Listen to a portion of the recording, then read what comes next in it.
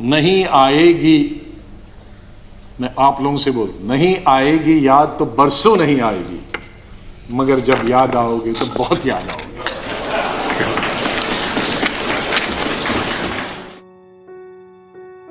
সাংসদ হিসেবে রাজ্যসভায় এটাই ছিল গোলাম নবী আজাদের ভাষণের শেষ অংশ।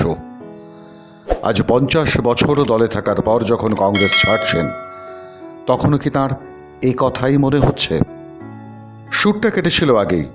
2 বছর আগেই সোনিয়াকে চিঠি লিখে সওয়াল করেছিলেন দলীয় গণতন্ত্রের, দাবি জানিয়েছিলেন স্থায়ী সভাপতি নির্বাচনের। সেই G23 গোষ্ঠীভুক্ত নেতা গোলাম নবী আজাদ এবার কংগ্রেসের সঙ্গে সমস্ত সম্পর্কই ছিন্ন করলেন, আর এজন্য দায়ী করলেন রাহুল গান্ধীকে।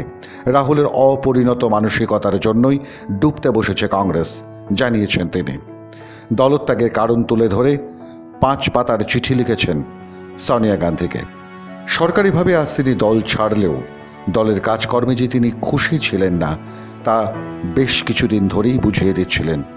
আবেগপ্রবণ হয়ে পড়ছিলেন বিভিন্ন অনুষ্ঠানে। आज हम ये अल्लाह से, भगवान से यही दुआ करते हैं कि इस देश से मिलिटेंसी खत्म हो जाए, इस देश से आतंकवाद खत्म हो जाए।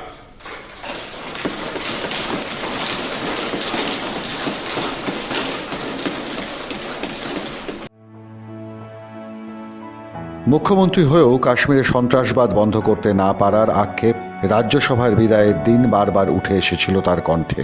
তবে এই কাশ্মীরি যে বিজেপি জমানায় বদল হচ্ছে, 370 ধারা রদের পর অন্য রূপ পাচ্ছে, সেটাই হয়তো বোঝাতে চেয়েছিলেন গোলাম নবী। मैं यही कहूंगा, दिल ना उम्मीद तो नहीं नाकाम ही तो है, दिल ना उम्मीद तो नहीं नाकाम ही तो है, लंबी है गम की शाम शाम ही तो है। कितनी लंबी होगी? सवेरा तो आई, विंटर में जरा लंबी होती है, तो लंबी है गम की शाम, मगर शाम ही तो है, सवेरा तो फिर आ जाएगा। প্রধানমন্ত্রীর আন্তরিকতা নিয়েও সেদিন আবেগপ্রবণ হয়ে পড়েন কংগ্রেস সাংসদ। माननीय प्रधानमंत्री जी, कई दफा टोका टोकी हुई और आपने कभी बुरा नहीं माना। LOP के वक्त में बड़ी बड़ी लंबी स्पीचें आपकी हुई, मेरी हुई, खास करके राष्ट्रपति के अभिभाषण पर।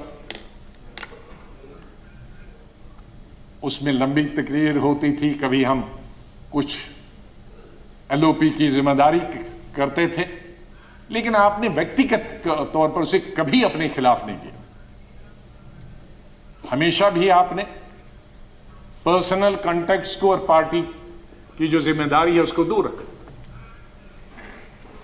कभी ईद हो, दिवाली हो, बर्थडे हो, उसमें बराबर आपने कभी भी कमी नहीं की फोन करने की। सबसे पहले या तो मेरे पार्टी प्रेसिडेंट का आता था या आपका आता था। 2 आदमियों का तो अनिवार्य, हमारे प्रधानमंत्री और कांग्रेस प्रेसिडेंट मिसेस गांधी।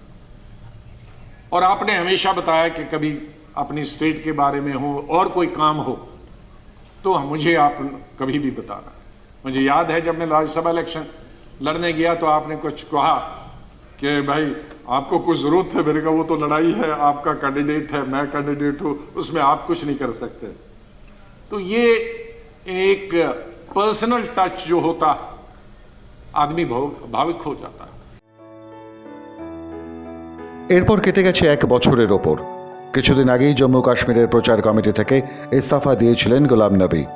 এরপর আনন্দ শর্মাও হিমাচলের পর্যবেক্ষক কমিটির প্রধানের পদ থেকে ইস্তফা দেন।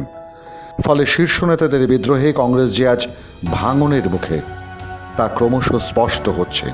এবছরই কংগ্রেস ছেড়েছেন কপিল সিব্বল, হার্দিক প্যাটেল, সুনীল জাখর, অশ্বিন কুমার, RP সিং, জয়বীর সেরগিল, কুলদীপ বিষ্ণয়ের মতো নেতারা।